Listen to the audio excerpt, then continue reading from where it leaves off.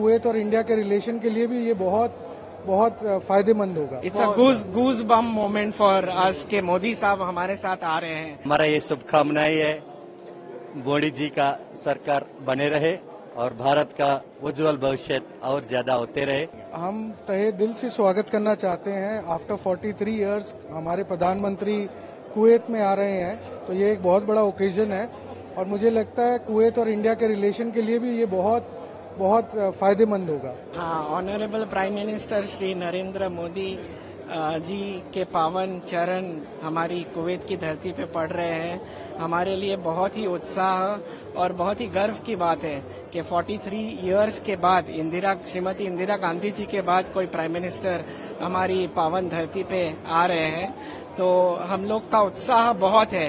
It's a goose bomb moment for us के मोदी साहब हमारे साथ आ रहे हैं और हम लोग ये एक्सपेक्ट करते हैं कि हमारे कुवैत के और भारत के जो रिलेशनशिप है वो मोदी साहब के विजिट के बाद और भी ज्यादा मजबूत हो जाएंगे। तो बस Modi ji please welcome, we are waiting for you. Modi Modi Modi Modi. सभी भारत देशवासियों को नमस्कार। भारत प्रधानमंत्री माननीय नरेंद्र सिंह दामोदर मोदी जी का सादर स्वागत है इधर जो कुवैत में भारतीय वासी रह रहे उन लोगों की तरफ से, और हमारा ये शुभकामनाएं है मोदी जी का सरकार बने रहे और भारत का उज्जवल भविष्य और ज्यादा होते रहे। हमारा इधर कुवैत में रहने वाला प्रवासी भारतीयों की तरफ से यही शुभकामनाएं है कि वो 100 साल और ज्यादा जिए, हमारा देश का कीर्ति बढ़ाते रहे।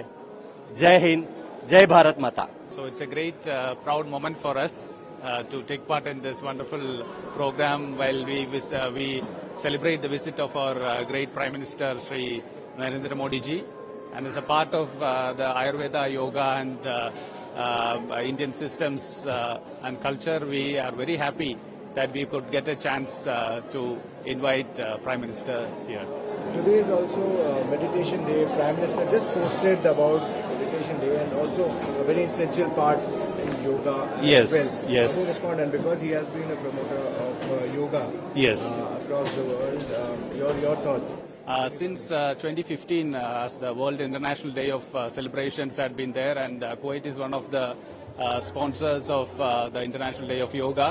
We have been celebrating the International Day of Yoga in the association with the Indian Embassy, and of course today being 21st of December, which is celebrated as the International Meditation Day, and mindfulness is one of the key aspects of yoga, wherein we could take our well-being of our health, and the community and the whole world should take up mindfulness or meditation as a part of life for their well-being and health.